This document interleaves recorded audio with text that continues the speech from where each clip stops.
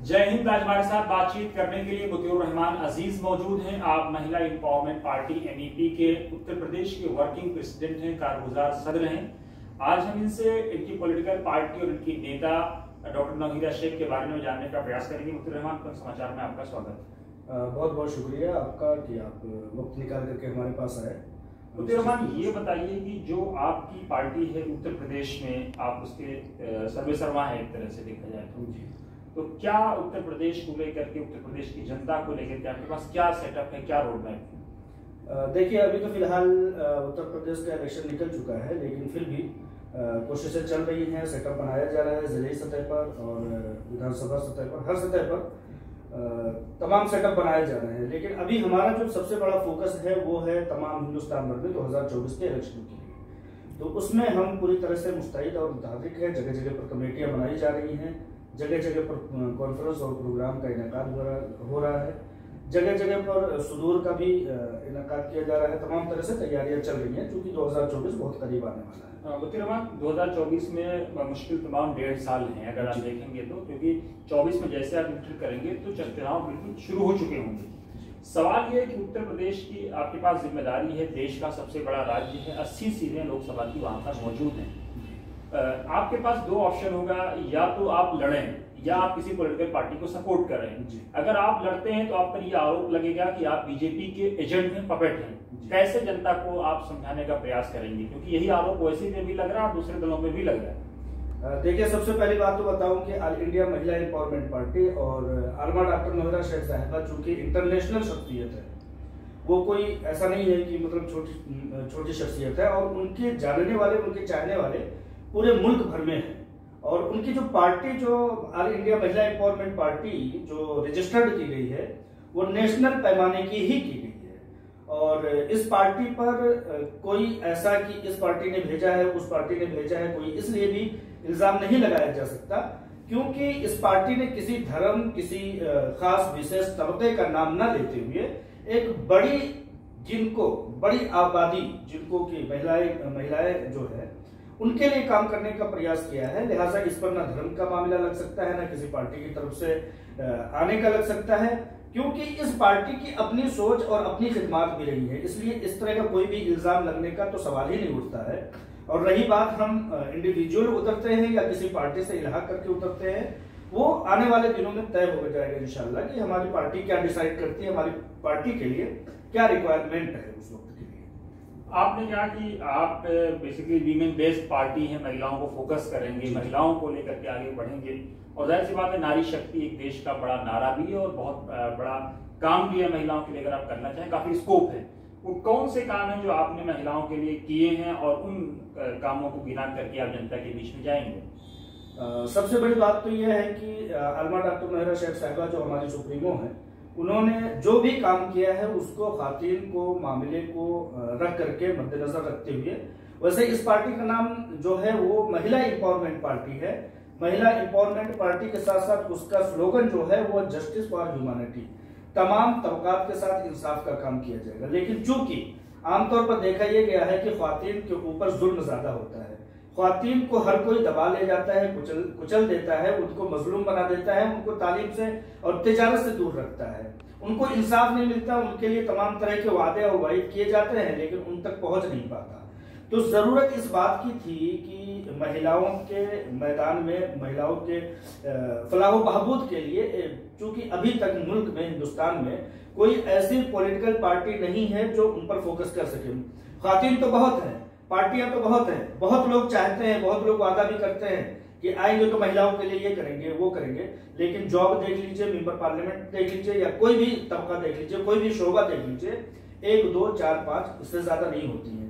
जबकि खातिन वो शख्सियत है जो घर चला सकती हैं, तो घर चलाने के साथ साथ देश भी चला सकती हैं। तो लिहाजा हमारी सुप्रीमो आलमा डॉक्टर नौहीदा शेख साहिबा का कहना यह है कि बराबरी का एहसास होना चाहिए और हर किसी को इंसाफ मिलना चाहिए। खातिन के ऊपर जो जुल्म होता है, ज्यादती होती है, किसी ने तलाक दे करके निकाल दिया, तो किसी ने धुतकार दिया, किसी ने छेड़ दिया, तो किसी ने मतलब तमाम तरह से जुल्म और अत्याचार होता है, तो उस पर किसी ने भी दबाव डाला और वो मामला दब जाता है। तो लिहाजा इस तरह के मामला दबे नहीं, औरतों को जलाया ना जाए, औरतों को तलाक दे करके उनको धुतकारा ना जाए। आप रेड लाइटों पर देख लीजिए, सबसे ज्यादा खातिन और बच्चे होते हैं। लिहाजा अगर उनके साथ इंसाफ करना है तो एक खातिन के जिगर से सोचना पड़ेगा। लिहाजा अलमा डॉक्टर नौहरा शेख साहिबा ने सोचा कि उन तमाम मैदानों में जहां पर खातिन बेहद कुचली जा रही हैं, बेहद सताई जा रही हैं, उस पर ज्यादा से ज्यादा फोकस करते हुए काम किया जाएगा। मुतरमान, आपने महिला सशक्तिकरण की बात की, आपने तिजारत की बात की। आपकी नेता तिजारत में आई और काफी गंभीर आरोप लगे। अभी हम हैदराबाद गए थे, कुछ लोगों से बात हुई तो यहाँ तक पता लगा कि भारतीय जनता पार्टी का पैसा इनके साथ लगा हुआ है। अगर उनसे पूछेंगे, जो लोग ये कहते हैं कि किसी खास वर्ग का पैसा लगा हुआ है, तो वो लोग कोई सबूत नहीं दे सकेंगे। सबसे बड़ी बात यह है कि अगर तुम सच्चे हो तो सबूत लेकर के आओ। अगर उनसे आप ये पूछेंगे तो वो अगले बगले झांकते हुए नजर आएंगे। आज मैंने बहुत सारे इल्जाम सुने, बहुत तरह की बातें सुनी, लेकिन ये बात जो आपने बताई वो मेरे लिए बिल्कुल नहीं है। वो अगर उनसे कहेंगे कि भारतीय जनता पार्टी इनके जरिए से पैसा लगाए हुए ये लोग बात उठा रहे हैं, तो भारतीय जनता पार्टी एक इंडिविजुअल शख्सियत की क्या मोहताज है? उसके पास हुकूमत है, हुकूमतें हैं, स्टेट में हुकूमत है, वो तो अपने तमाम काम, अपने तमाम तरह के मामलात खुद कर सकती है। वो एक इंडिविजुअल, एक शख्सियत के लिए क्यों आएगी? और कौन सा, मतलब आप खुद बताइए कि कौन सा ऐसा शोबा है जिसमें बीजेपी को पैसा देना चाहिए और डॉक्टर नौहरा शेख को उसमें इन्वेस्ट करना चाहिए? कोई ऐसा शोबा आपकी समझ में आता है? नहीं आता है। उसके पास हुकूमत है, इंटरनेशनल ताकत है, वो अपने काम करने के लायक है। तो ये बेबुनियाद इल्जाम है, इसमें कोई सच्चाई नहीं। बीते दिन डॉक्टर जफरुल इस्लाम साहब ने इंडिया इस्लामिक सेंटर में इम्पायर के फोरम से आवाज उठाई और ये आरोप लगाया कि डॉक्टर नौहरा शेख जैसे लोग और बहुत सारे लोग इस्लामिक बैंकिंग का नारा या इंटरेस्ट फ्री देकर के नारा देकर के आए और पैसे डूब गए, लोगों को पैसे नहीं मिल पा रहे हैं। पैसे डूब गए अगर जफरुल इस्लाम साहब ने ये कहा है तो उन्होंने सुनी सुनाई बातों पर और मीडिया की बातों तक पर ही अपना फोकस किया है और उन्होंने जो स्पीच दी है वो सिर्फ और सिर्फ सुनी सुनाई बात है। पैसे डूब गए नहीं है, साजिश हुई कंपनी के खिलाफ, कंपनी रुकी, कंपनी को खसारा हुआ, लेकिन डूबने का ना सुप्रीम लोअर कोर्ट ने, ना हाई कोर्ट ने, ना सुप्रीम कोर्ट ने, ना ही कोई शख्सियत, यहां तक कि सीईओ अलमा डॉक्टर नौहरा शेख साहिबा, आज तक उन्होंने ये चीज डिक्लेयर नहीं किया है कि मुझे नुकसान हुआ है। जब उन्होंने नुकसान का खमियाजा आपको नहीं बताया तो डूब गई का नारा कोई क्यों लगा सकता है? तो आपने पैसे नहीं दिए तो लोग क्या समझेंगे? जो साजिश हुई है, अगर कोई कंपनी बंद कर दी जाती है आनन फानन, उसके तमाम दफातर पर ताले लगा दिए जाते हैं, उसकी सीईओ को गिरफ्तार करके 2.5 साल तक जेल में रखा जाता है, उसकी हेड ऑफिस से सर्वर को निकाल करके ले जाकर के काट करके ले जाया जाता है, उसके बैंकिंग सेक्टर को तमाम तरह से मुंजमद कर दिया जाता है और उसके प्रॉपर्टीज को समझिए कि अटैच कर दिया जाता है ईडी के नाम पर, और बोर्ड ऑफ डायरेक्टर्स जितने होते हैं उनको तलाश किया जाता है ताकि उनको भी गिरफ्तार करके हरासा किया जाए। तो वो कंपनी की या दुनिया की कौन ऐसी ताकत है जो इन सब वसाइल के ना रहने के बावजूद भी कंपनी चलाने लायक हो जाएगी? जब कंपनी पे आपसे सील लगा दिया तो ये चीज है कि कंपनी अपनी जगह पर कायम है अल्हम्दुलिल्लाह। एक आजमाइश के दौर से गुजरी है, आजमाइश के दौर से गुजरने के बाद अब बहुत हद तक इस हालत में आ चुकी है कि अब लोगों को पैसे देना शुरू कर दिया। देने की शुरुआत तो बहुत पहले से है, जब कंपनी गिरफ्तारी की हालत में थी, तालाबंदी की हालत में थी, तब भी दिया गया। लेकिन आज की सिचुएशन में अगर देखें तो लोगों के पैसे आज के हिसाब से जा रहे हैं। बड़े पैमाने पर जाने की जरूरत है, लेकिन आज भी पैसे रुके नहीं हैं लोगों के जाने के। तो जो लोग आपके खिलाफ प्रोपेगेंडा करते हैं, जो इस तरह की बातें आती हैं, तो आप उनके खिलाफ एक्शन क्यों नहीं लेते हैं? बहुत शातिर लोग हैं, काफी मजी हुई ताकत अलमा डॉक्टर नौहरा शेख साहिबा के पीछे लगी है।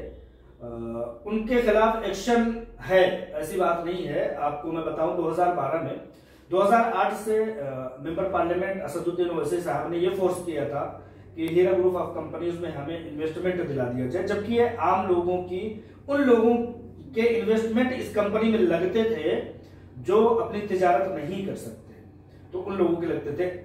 असदुद्दीन ओवैसी साहब ने यह कहा था कि आप हमारे भी पैसे इन्वेस्ट कर लीजिए, हमें भी पार्टनरशिप दे दीजिए, तो उस चीज को इनकार कर दिया गया कि ऑलरेडी आपके कारोबार हैं, आपके बैंकिंग सेक्टर हैं।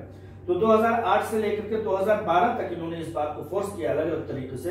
2012 में असदुद्दीन ओवैसी साहब ने हीरा ग्रुप ऑफ कंपनीज पर FIR दर्ज किया और 2016 में वो FIR चलता गया, बहुत सख्त जांच पड़ताल हुई, हाई कोर्ट से असदुद्दीन ओवैसी साहब को हार दस्तयाब हुई, हार गए।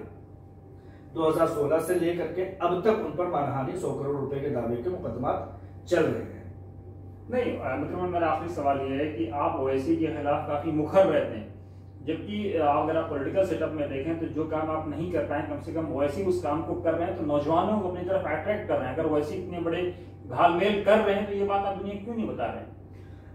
देखिए, बताया गया है, ऐसी बात नहीं है कि कुछ लोगों तक आवाज नहीं पहुंच रही है। अगर आप इंटरनेट पर, सोशल मीडिया पर जाएंगे तो ये चीज आप बड़े बरमला अंदाज में, मैंने लगातार ये एहतजाज किया है कि अगर इस मामले में रहमान के एहतजाज से कुछ नहीं होने वाला है। आपकी पार्टी, आपके नेता, तमाम लोग उतरे, सड़कों पे उतरे, प्रदर्शन करें, लोगों को बताएं कि जिस आदमी को अपना नेता समझ रहे हो तो चीटर है।